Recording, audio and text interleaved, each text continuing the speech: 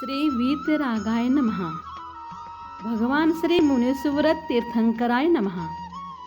परम पूज्य गुरुदेव श्री आचार्य रत्न बाहुबली गुरवे नमः। जैन रामायण पद्मपुराण ज्ञानधारा नंबर 14। विषय है रावण को मन की एकाग्रता द्वारा बहुरूपिणी विद्या की सिद्धि। रावण पहले तो किम कर्तव्य मूढ़ सा हो जाता है, करे तो क्या करे, पर बाद में बहुरूपिणी विद्या सिद्ध करने का निश्चय कर पुलकित हो उठता है। वह उसी समय किंकरों को शांतिनाथ जिनालय को सुसज्जित करने का आदेश देता है। रावण के महल में सुवर्णमयी खंभों से सुशोभित दैदीप्यमान अतिशय ऊंचा भगवान शांतिनाथ का जिनालय था। साथ ही यह भी आदेश देता है कि नगर के समस्त जिनालयों में जिनदेवी की पूजा की जाए। फागुन शुक्ल अष्टमी से पूर्णिमा तक अष्टानिक नंदीश्वर पर्व आ जाता है। दोनों सेनाओं के लोग पर्व के समय युद्ध नहीं करते हैं। रावण श्री शांतिनाथ जिनालय में जिनेंद्र देव के सम्मुख विद्या सिद्ध करने के लिए ध्यानारूढ़ होता है। रावण की आज्ञानुसार मंदोदरी यमदंड मंत्री को आदेश देती है कि जब तक पतिदेव विद्या साधन में निमग्न है तब तक सब लोग शांति से रहे। उनकी हित साधना के लिए नाना प्रकार के नियम संयम ग्रहण करे, अन्यथा मेरा वज्य होगा। तथास्तु कह के सभी लोग जिनेंद्र पूजा में लीन होते हैं। रावण बहुरूपिणी विद्या सिद्ध कर रहा है। यह समाचार जब राम की सेना में सुनाई पड़ा तब सब चिंता में निमग्न हो जाते हैं। यह विद्या 24 दिन में सिद्ध होती है। यदि विद्या सिद्ध हो गई तो रावण अजय हो जाएगा। यह विचार कर लोग विद्या सिद्ध करने में उपद्रव करने का निश्चय करते हैं। जब सब लोग रामचंद्र जी से इस विषय में सलाह लेते हैं तो वे स्पष्ट शब्दों में कहते हैं कि जो नियम लेकर जिन मंदिर में बैठा है उस पर कुकृत्य नहीं करना। राम तो महापुरुष है, वे अधर्म में प्रवृत्ति नहीं करेंगे। ऐसा निश्चय कर विद्याधर राजा स्वयं तो नहीं जाते हैं, परंतु वे अपने कुमारों को उपद्रव हेतु लंका की ओर रवाना करा देते हैं। कुमार लंका में घोर उपद्रव करते हैं, जिससे लंकावासी भयभीत हो जिनालय में आसीन रावण की शरण में पहुंचते हैं। परंतु रावण ध्यानमग्न है। लोग भयभीत थे, इसलिए जिनालय के शासन देव विक्रिया द्वारा कुमारों को रोक देते हैं। उधर रामचंद्र जी के शिविर में जो जिनालय थे उनके शासन देव रावण के जिनालय संबंधी शासन देवों के साथ युद्ध कर उन्हें रोकने का प्रयास करते हैं। तदनंतर पूर्णभद्र और मणिभद्र नामक यक्षेंद्र रावण ऊपर आगत उपद्रव का निवारण कर कुमारों को खदेड़ देते हैं और रामचंद्र जी को उनके कुकृत्य का उलाहना देते हैं। लक्ष्मण सुग्रीव यथार्थ बात मतलब सीता अपहरण की बात बताते हैं, उपद्रव का उद्देश्य बताते हैं। सुग्रीव ने स्वर्ण पात्र में अर्घावतारण देकर उन्हें शांत करते हैं। तदनंतर दोनों यक्ष यह स्वीकार कर लेते हैं कि वे नगरवासियों को अनुमात्र भी कष्ट न देकर रावण को ध्यान से विचलित करने का प्रयास कर सकते हैं।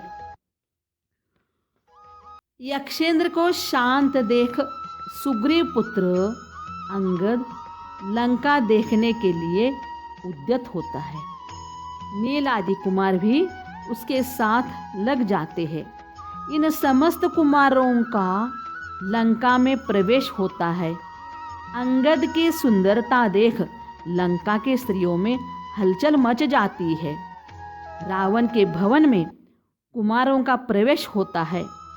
भवन का अद्भुत वैभव उन्हें आश्चर्यचकित कर देता है। वे सब शांतिनाथ जिनालय में जिनेंद्र वंदना करते हैं। शांतिनाथ भगवान के सम्मुख अर्ध पर्यंकासन में बैठकर रावण विद्या सिद्ध कर रहा है। अंगद उनके ऊपर उपद्रव करते हैं।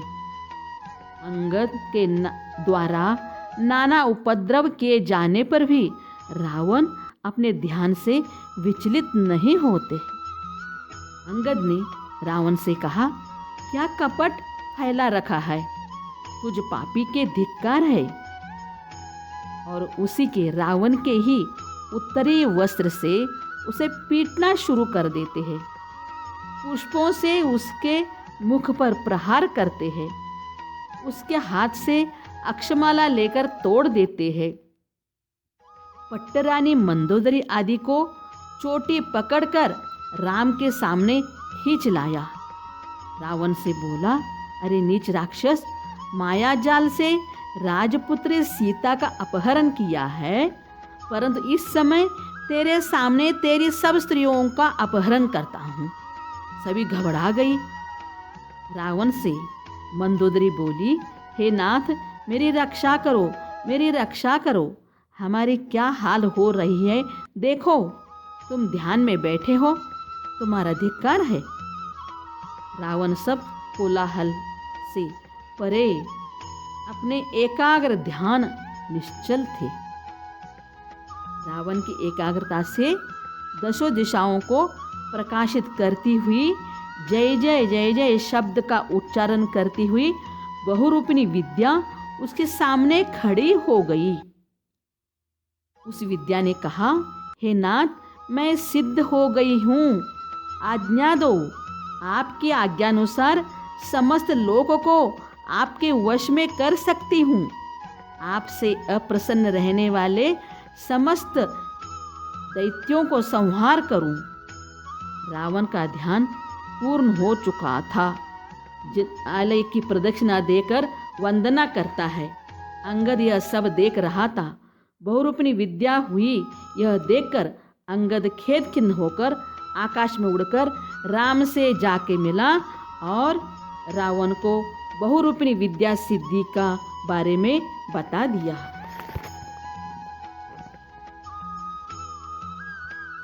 रावण अपनी 18,000 रानियों को कहता है कि शांति धारण करो, धैर्य धरो, मुझे बहुरूपिणी विद्या सिद्ध हुई है।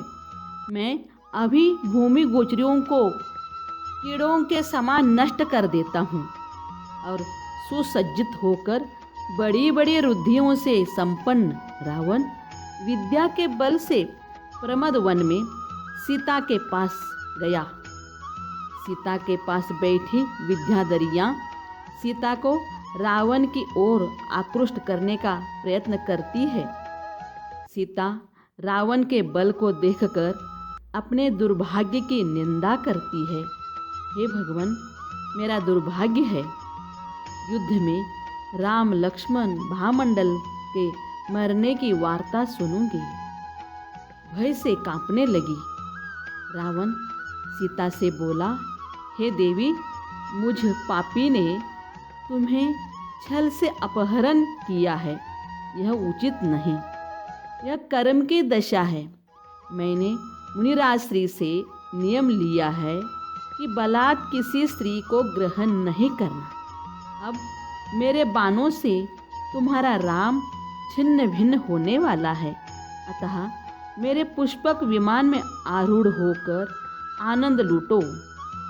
तदनंतर रोती हुई सीता रावण से बोली, हाथ जोड़कर करुणा से बोली, हे दशानन, युद्ध में राम को मारने से पहले मेरा यह संदेश अवश्य कहना कि मैंने अभी तक आपके समागम की इच्छा में प्राण नहीं छोड़े हैं। यह कहकर सीता मूर्छित हो गई। सीता को देखकर रावण भी दुखी होता है। सोचता है कि मैंने मोह के वशीभूत हो साधारण मनुष्य के समान निंदनीय कार्य किया है, कुल को कलंकित किया है। दुख का कारण कनक कंचन कामिनी का धिक्कार हो। जो सीता सबसे प्रिय लगती थी, आज वह उद्वेग उत्पन्न कर रही है। विभीषण का सदुपदेश मैंने उल्टा समझ लिया। यदि मैं इस समय दयावश सीता को राम को सौंपता हूँ तो लोग कहेंगे कि रावण युद्ध में असमर्थ होकर सीता को लौटा दिया। यदि मैं राम लक्ष्मण को सिंह वाहिनी और गरुड़ वाहिनी विद्याओं से युक्त युद्ध में निरस्त्र कर जीवित पकड़ लूँ, पश्चात वैभव के साथ राम के लिए सीता को वापिस सौंपूं, तो ऐसा करने से मुझे संताप नहीं होगा और लोकोपवाद भी नहीं होगा। इस प्रकार निश्चय करके रावण अंतःपुर में चला गया और वह युद्ध का दृढ़ निश्चय कर लेता है। सूर्योदय होता है। रावण का मंत्रिमंडल उसकी हट पर किम कर्तव्य मूढ़ है। पटरानी मंदोदरी भी पति के दुराग्रह पर दुखी है। रावण अपनी शस्त्रशाला में जाता है। वहाँ नाना प्रकार के छत्र गिरना आदि अनेक अपशकुन होते हैं। रावण की उग्रता पर मंत्री समझाने में असमर्थ होते हैं। तब मंदोदरी स्वयं रावण से पति की भिक्षा मांगती हुई रावण को सतपथ का दर्शन कराती है। रावण भी समझता है और अपने को धिक्कारता भी है, पर उसका विवेक चंचल मन स्थिर नहीं हो पाता। बुद्धि कर्मानुसारी। मंदोदरी को डरना नहीं, उसको साहस देता है। और रात्रि के समय घर में सभी कल ना जाने क्या होगा, इस आशंका से दुखी होकर परस्पर में मिलते हैं। आगे सूर्योदय होते ही रावण युद्ध के लिए बाहर निकलता है और बहुरूपिणी विद्या के द्वारा निर्मित 1000 हाथियों से जुते ऐन्द्र नामक रथ पर सवार हो सेना के साथ आगे बढ़ता है। 10,000 विद्याधरों से घिरा हुआ रावण आगे बढ़ता जा रहा था। सुग्रीव भामंडल को देख कुपित होता है।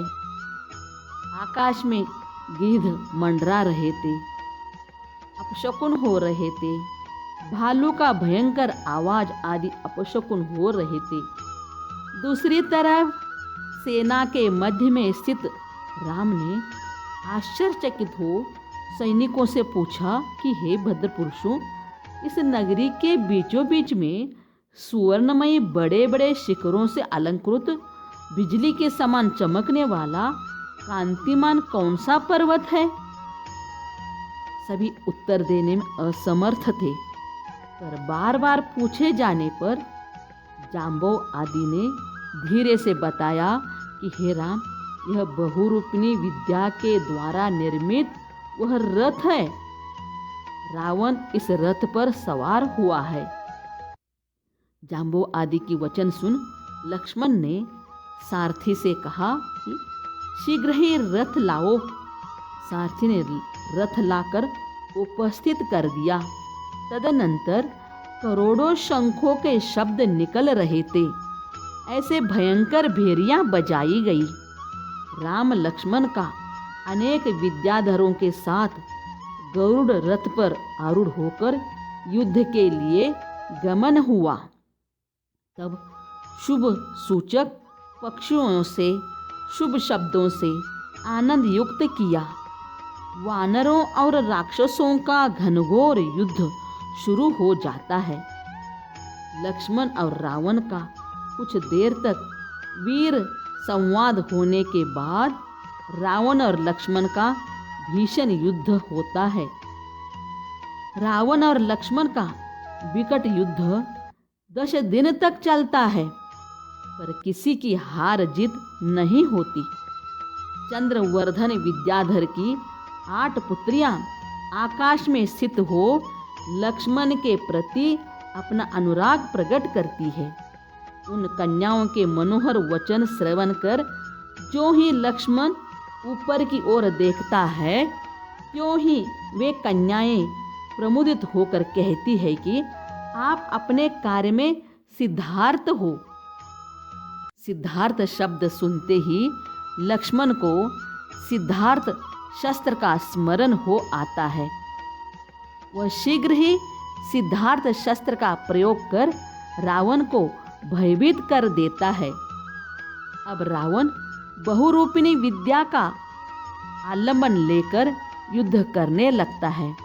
लक्ष्मण एक रावण को नष्ट करता है तो उसके बदले में अनेक रावण सामने आ जाते हैं, क्योंकि रावण अपने हजारों भुजाओं के द्वारा चक्रबाण, शक्ति, भाले आदि की वर्षा से लक्ष्मण को आच्छादित करने में लगा था। इस प्रकार लक्ष्मण और रावण का युद्ध चलता रहता है। अंत में रावण चक्र रत्न का चिंतन करता है और मध्याह्न के सूर्य के समान दैदीप्यमान चक्र रत्न उसके हाथ में आ जाता है। यह रत्न वैडूर्य मणि से निर्मित 1000 आरों से सहित 1000 यक्ष इसकी रक्षा करते थे। लक्ष्मण ने सोचा कि अब तो मरना ही है। फिर भी धीरवीर लक्ष्मण ने रावण से कहा कि रूपन के समान क्यों खड़ा है, यदि शक्ति है तो वार कर। यह सुनकर रावण ने भयंकर शब्द करता हुआ चक्र रत्न छोड़ा। राम, लक्ष्मण, सुग्रीव, भामंडल, विभीषण, हनुमान सब ने चक्र रत्न को रोकने के लिए उद्यत हुए, पर चक्र रोकने में कोई सक्षम नहीं हो सके। भाग्य की बात देखो कि चक्र रत्न लक्ष्मण की 3 प्रदक्षिणा लगाकर लक्ष्मण के हाथ में आकर रुक गया। लक्ष्मण को चक्र रत्न की प्राप्ति देख विद्याधर राजाओं में हर्ष छा जाता है। वे लक्ष्मण को 8वां नारायण और श्री राम को 8वां बलभद्र स्वीकृत करते हैं। रावण को अपनी दीन दशा पर मन ही मन पश्चाताप उत्पन्न होता है। भरत आदि महापुरुष रत्नत्रय को प्राप्त करके परम पद को प्राप्त हो गए, इस प्रकार चिंतन भी करते हैं। अथानंतर लक्ष्मण ने रावण का मुख देखकर कहा, मधुर शब्द में कहा कि विद्याधरों के पूज्य, यदि अब भी तुम सीता को वापस सौंप दो और वचन दो कि मैं श्री राम जी के प्रसाद से जीवित हूँ, तो आप अपने पद पर आरूढ़ हो लक्ष्मी का उपभोग करो। पर रावण अहंकार के वश हो संधि करने के लिए उद्यत नहीं होता। मंद हास्य करते हुए लक्ष्मण से कहा, अहो, मैं वही 3 खंड का अधिपति रावण ही हूँ और तुम वही भूमि गोचरी है। पिता ने तुझे घर से निकाला है, वन वन भटकते रहा और अब तू नारायण बनने चला है। मैं खूब तेरे को जानता हूँ। तुझे पापी विद्याधरों के साथ सीधा पातल भेजता हूँ।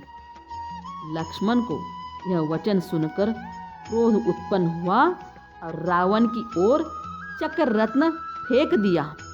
रावण ने हर प्रयत्न से तथा चंद्रहास खड्ग से चक्र रत्न पर प्रहार किया। उसकी टक्कर से निकलने वाले तिलंगों से आकाश व्याप्त हो गया। चक्र रत्न रुका नहीं। रावण का वज्र के समान वक्षस्थल विदीर्ण कर दिया।